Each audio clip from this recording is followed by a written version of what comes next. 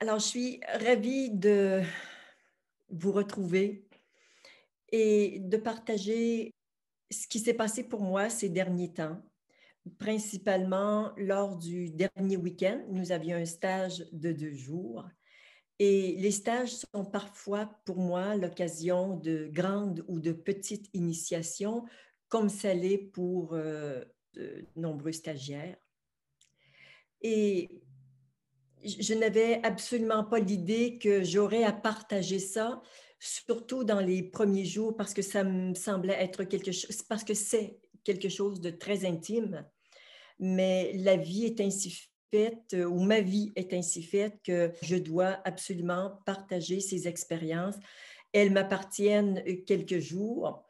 Je l'ai partagé avec quelques amis intimes et après, il me fallait vraiment offrir cette information à un plus grand nombre, dont vous. Depuis 1 ou 2 ans, la plupart des expériences que je vis euh, portent le mot cosmique. C'est comme si tout ce qui m'arrive avait cette dimension cosmique. D'ailleurs, un peu comme les œuvres de Viviane, hein, vous voyez que c'est toujours dans une perspective cosmique. Jusqu'à dimanche, il y a à peu près 2 semaines, j'en ai un tout petit peu parlé, où j'ai fait une chute en traversant une petite rivière. J'ai traversé sur des roches parce que ça m'amusait de le faire et que je le fais régulièrement. Et que là, ben, je le fais comme d'habitude, je vais de l'autre côté et en revenant, je tombe dans l'eau, une eau qui était très, très froide, je ne sais pas, autour de 8-10 degrés. Ce qui m'a étonnée quand j'ai fait cette chute, c'est qu'à l'intérieur de moi, ça dit yes, j'ai réussi. J'ai trouvé ça assez étonnant pour quelqu'un qui vient de tomber dans de l'eau presque glacée.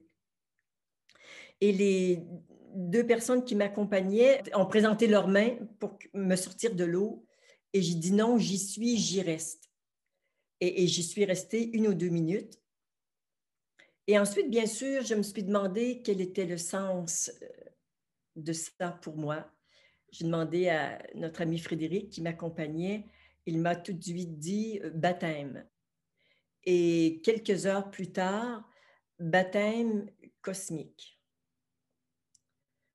Alors, j'ai compris que c'était un baptême cosmique et c'était comme ce qui m'arrive habituellement depuis 1 an ou 2, ça porte toujours le nom de cosmique. Mais moi, je sais pas trop ce que ça veut dire. Je sais que le mot est juste, mais je ne vais pas plus loin avec ça. Et tout ça fait un lien avec l'expérience qui m'est arrivée, au stage dernier, dimanche et lundi. Nous avons travaillé sur le féminin sacré. Et nous avons travaillé sur le pouvoir. Et le matin, je devais demander pardon à toutes les personnes avec qui j'ai pu avoir une relation de pouvoir. Euh, C'était vraiment pas glorieux, mais je savais que je devais faire ça. Et dans l'après-midi, je me demandais un petit peu ce qu'on allait faire de ce dernier après-midi ensemble. Et il y a eu quelques partages très riches avec des participants. Et là, quelque chose, on était en silence et quelque chose s'est présenté à moi de vraiment exceptionnel. J'avais les yeux fermés et on a posé sur mes épaules une cape de lumière, une cape magnifique avec un col qui remontait comme ça. Et on m'a dit, tu es reine sur terre et déesse dans les cieux.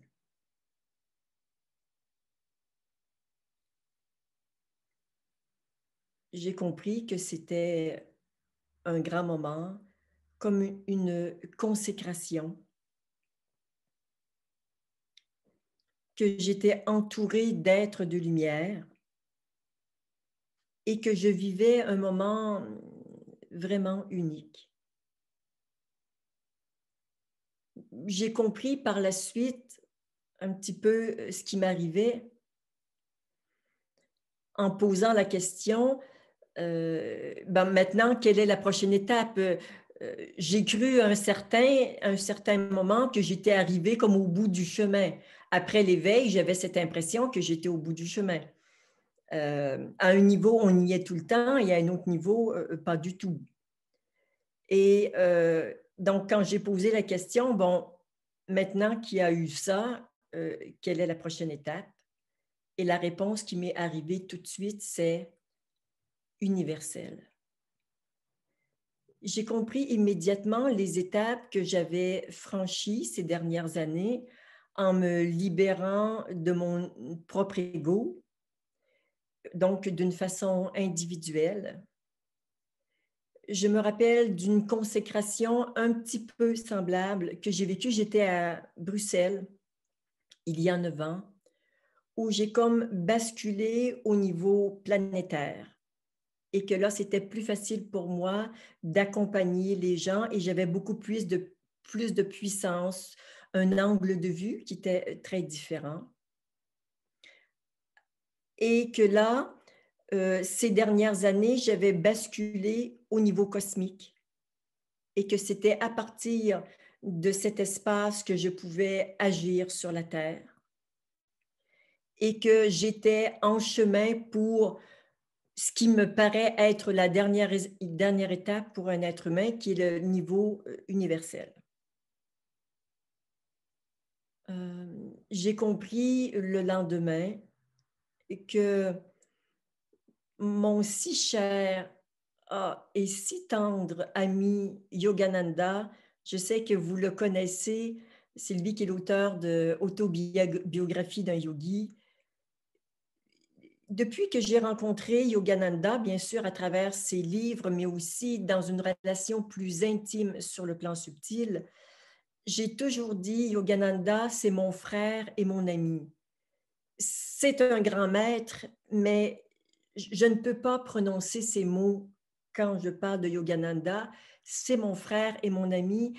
Et j'ai l'impression que pendant ces 9 années, il me tenait la main en permanence. Il m'a accompagnée comme un frère, un ami. C'est immense la qualité de lien que nous avons ensemble. Et d'ailleurs, je me suis retrouvée avec des photos de lui dans toutes les pièces de la maison, dans mon porte-monnaie. Bon, bref, je ne sais pas pourquoi. Et moi, je ne suis pas très maître, je n'ai pas de maître. Mais cet être exceptionnel a été mon ami et il m'a accompagné pendant ces 9 années. Ce que j'ai vu, perçu le lendemain de cette expérience, de cette consécration, c'est que je devais quitter la main de Yogananda. Et c'est la main du Christ qui m'était proposée en tant qu'ami et mentor. Il y a une semaine, 10 jours, jamais je n'aurais pensé dire ça un jour. Je me sens maintenant dans une très grande proximité, voire même une familiarité avec le Christ, qui sera mon guide et mon accompagnateur pour cette prochaine étape. Je vous dis ça et je vous assure que ça tremble et ça vibre de partout, très, très fort en moi. Évidemment, ça me met en contact avec des vibrations qui sont extrêmement élevées, très lumineuses et que je me réjouis de partager avec vous.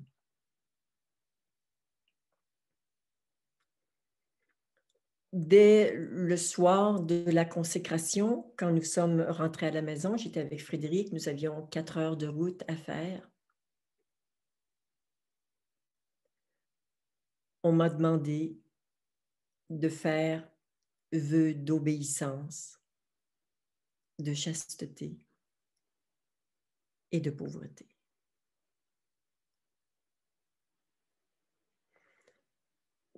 Comme je l'ai fait à l'âge de 8 ans, quand j'ai entendu en moi qu'on me demandait si je serais prête à tout lâcher un jour pour le suivre. Du haut de mes 8 ans, j'ai dit le plus grand oui que je pouvais dire. Je ne savais absolument pas dans quoi je m'engageais. Quand on m'a fait cette demande, je ne peux pas vous dire exactement qui, je sais que je suis entourée, pas juste du Christ, mais d'instructeurs. Évidemment, spontanément est arrivé un immense oui. Nous avions, pendant les 2 jours de ce dernier stage, beaucoup travaillé sur la loi divine, tu vois, ne pas être soumis à la loi des hommes, mais juste à la loi divine. Et de souscrire exclusivement à la loi divine, ce qui ne veut pas dire de ne pas respecter la loi des hommes, bien évidemment, c'est aussi quelque chose d'important.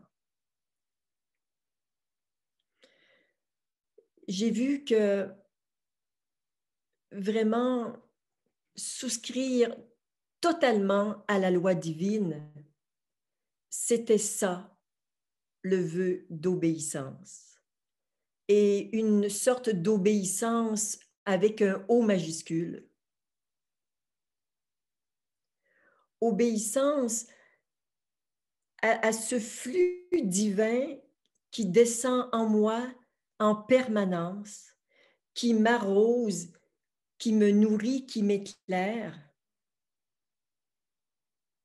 Le vœu d'obéissance, c'est dire oui en permanence et ne pas faire d'écart, en tout cas, tenter de ne pas en faire. Et je sais que je peux respecter ça et en même temps que je suis humaine et que j'ai encore beaucoup, beaucoup à apprendre. J'ai compris que pour respecter cet engagement, ce vœu d'obéissance à Dieu ou à la loi divine, je me vois comme en bas, recevant cette lumière, cette demande qui vient d'un autre niveau, que en bas, je me devais d'être dans un état d'ouverture totale.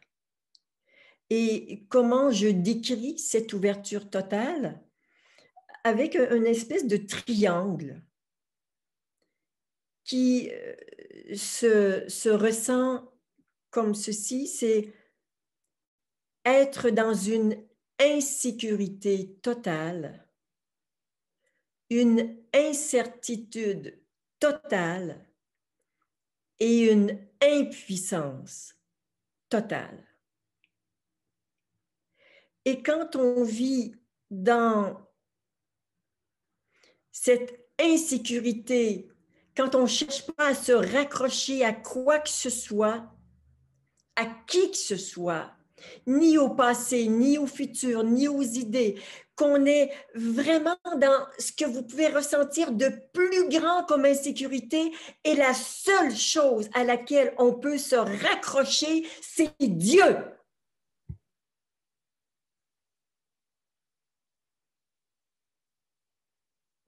Il n'y a rien d'autre.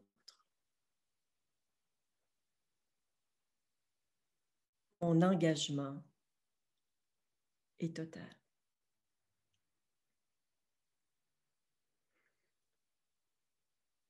Si je vous partage ça aujourd'hui, c'est que j'ai envie de vous inspirer, j'ai envie de vous accompagner, j'ai envie de juste de partager avec vous le chemin que j'ai emprunté et qui m'a mené là où je suis aujourd'hui. C'est immense ce que je vis.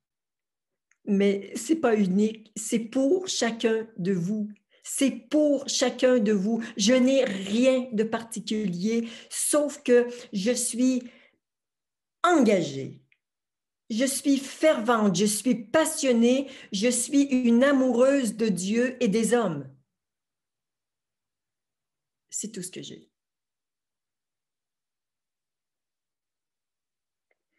Donc, pour moi, ce vœu d'obéissance à la loi divine, c'est important. Je dirais c'est sérieux tout en étant extrêmement léger et joyeux. On m'a aussi demandé de faire le vœu de pauvreté. J'ai peu de biens. Je sais que j'ai un peu de sous à la banque et que je vais les donner. Et ce qui s'est ouvert en moi par rapport à la pauvreté, en tout cas depuis les 3 ou 4 jours où, depuis les 3-4 jours où ça s'est passé,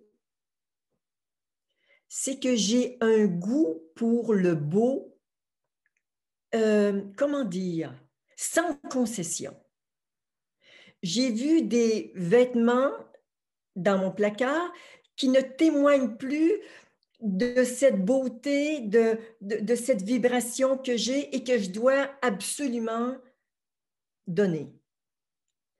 Il y a comme plus de concessions pour porter cette beauté divine, pour l'offrir, pour la rayonner, mais sans attachement. Sans attachement.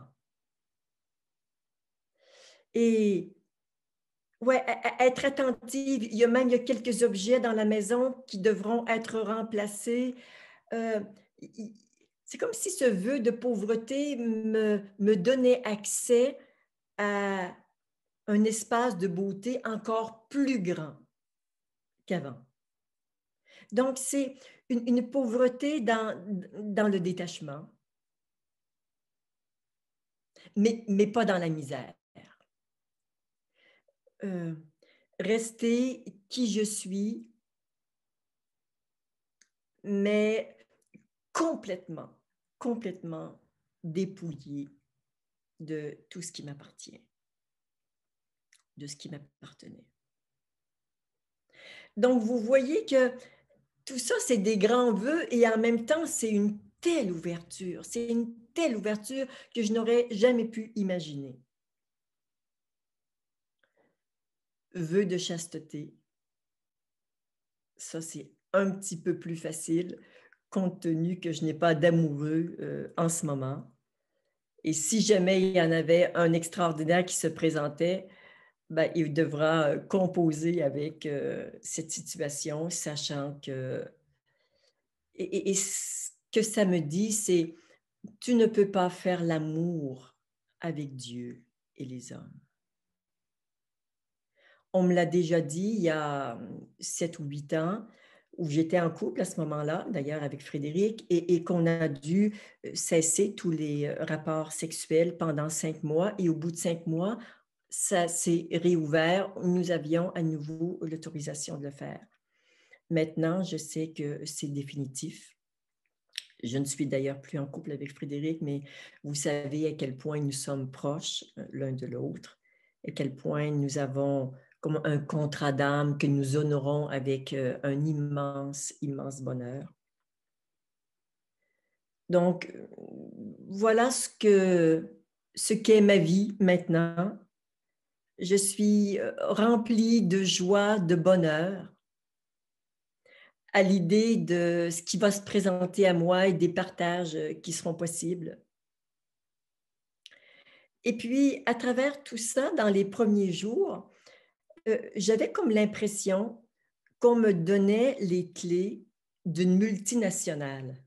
Et j'ai trouvé ça bizarre parce que, bon, certains d'entre vous savent que j'ai un passé dans le monde des affaires. Aujourd'hui, je sais exactement pourquoi. Il me fallait cette préparation pour faire ce que j'ai à faire maintenant, pour créer des équipes, faire des rencontres. Cette rencontre fait partie, mmh, comment dire, ça fait partie de mon travail, entre guillemets. C'est un travail avec un T majuscule, bien évidemment. Ben voilà, il faut informer, il faut partager. Quand je dis il faut, c'est juste en résonance avec ce qui me traverse. Euh, ouais, toute ma vie, je me suis préparée pour faire ce que je vais faire dans les prochaines années.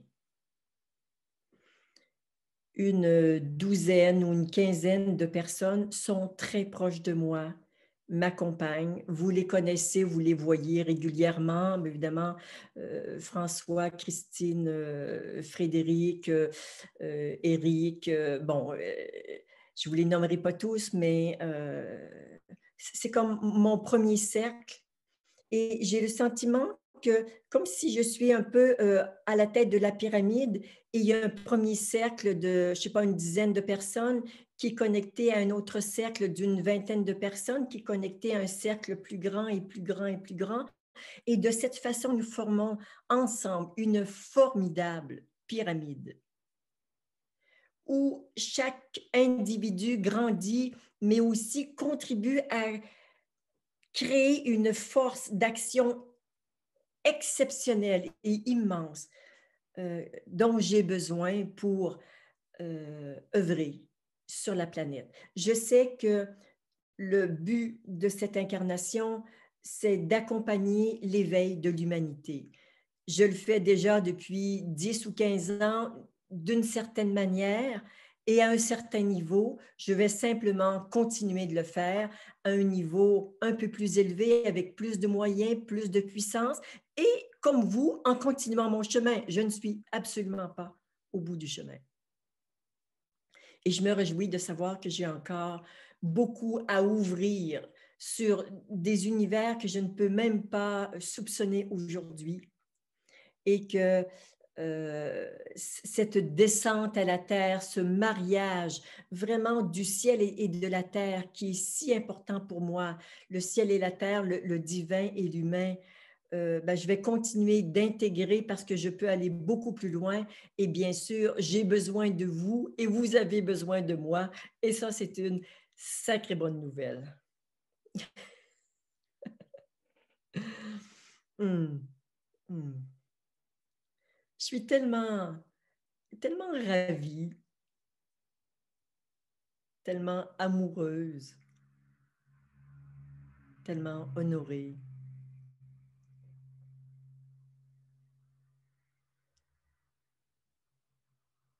Hum.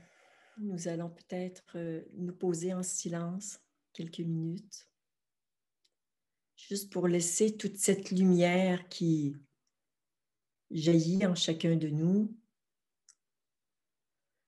pour qu'elle arrose la terre assoiffée que nous sommes.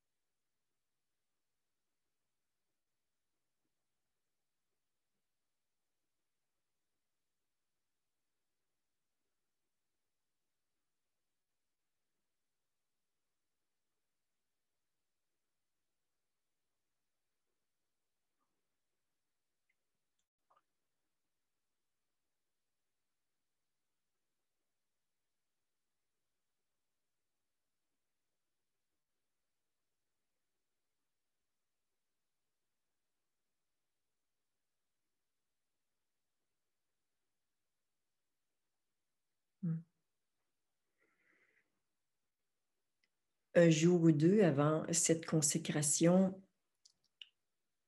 j'ai eu l'occasion de faire un travail avec un ami qui fait un travail absolument magnifique. Et tous ceux qui connaissent l'échelle Dawkins savent que c'est une échelle de 0 à 1000 et que j'ai rapidement compris quand j'ai lu ce livre que ma cible était 1000 et il n'y a rien d'autre à dire. J'ai aussi compris au cours de cette dernière année que la conscience peut aller bien, bien au-delà de 1000 et que l'équipe de calibreurs qui m'entourent, ils sont maintenant 5 ou 6, ont commencé à me calibrer à 3000, à 5000, et justement avec cet ami Michel à 70 000, à 140 000, et puis à 500 000, et à 1 million, et à beaucoup de millions, à des milliards, et que la conscience, quand elle se désidentifie complètement, elle peut aller vraiment très, très loin, très, très haut. Et ce que j'ai compris, c'est que je vous ai parlé d'activer vos brins d'ADN spirituel. J'en ai parlé il y a, je crois, 2 semaines. J'ai fait un travail un petit peu là-dessus. On a fait ça en stage. Et puis, avec ce soin de cet ami Michel qui est très particulier, je voyais à un moment donné, comme si je bloquais ou ma conscience bloquait, mais à 350 000. Il me dit, Claudette, tu ne montes plus, tu es bloqué à 350. Puis là, tu redescends à 300, à 275. Et là, je regardais dans ma conscience qu'est-ce qu'il y avait. Et là, je voyais un incident traumatique. Mais ce que je voyais, ce sont toujours des incidents traumatiques galactiques. Alors, j'étais dans un vaisseau interstellaire qui éclatait et tout était fracassé en 1000 morceaux. Donc, ce que j'ai retrouvé comme événement, évidemment, je ne trouve plus d'événement personnel à Ridley. C'est plus au niveau planétaire, mais ce que j'ai nettoyé, c'est vraiment le niveau cosmique. Et ce qu'on se rendait compte, c'est que ce qu'on nettoie à ce niveau, c'est un peu la même chose que ce qu'on nettoie au niveau précédent et probablement que j'aurai à nettoyer aussi quand je serai plus avancée sur les niveaux universels. Et là, ça me dit, ça va aller plus rapidement que tu crois. Merci. Parce que quand on commence à monter, c'est vraiment exponentiel et ça va très, très rapidement. Et quand ça peut aller très, très rapidement. Bon, il m'a quand même fallu 9 années pour passer le niveau planétaire et enclencher le niveau cosmique. Alors, tout ça pour vous dire que ce qu'on rencontre en bas, ben, c'est ce qu'on rencontre aussi à d'autres niveaux. Et donc, j'ai eu l'occasion, il y a une dizaine de jours, d'aller nettoyer tout ce qui gênait mon ADN afin qu'il soit actif à 100%. Et il est actif à 100%, ce qui me donne beaucoup de puissance, beaucoup de perception, beaucoup de clarté, beaucoup de moyens, ouais, surtout une très, très grande puissance pour vous accompagner sur votre chemin. Mm. Mm -mm.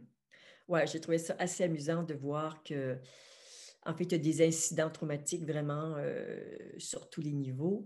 Et j'ai hâte que plusieurs parmi vous passiez le niveau individuel et qu'on travaille ensemble sur le niveau cosmique, le niveau planétaire et cosmique. Voilà. J'ai très, très envie de vous accompagner parce que moi, je suis une enseignante et un guide. C'est ma nature. Je fais ça et je ne peux pas faire autre chose. Le truc qu'on appelle Claudette a été créé pour ça. Donc, ce truc Claudette, c'est fait pour éveiller des consciences. Il semble que Dieu a prévu ça de cette façon.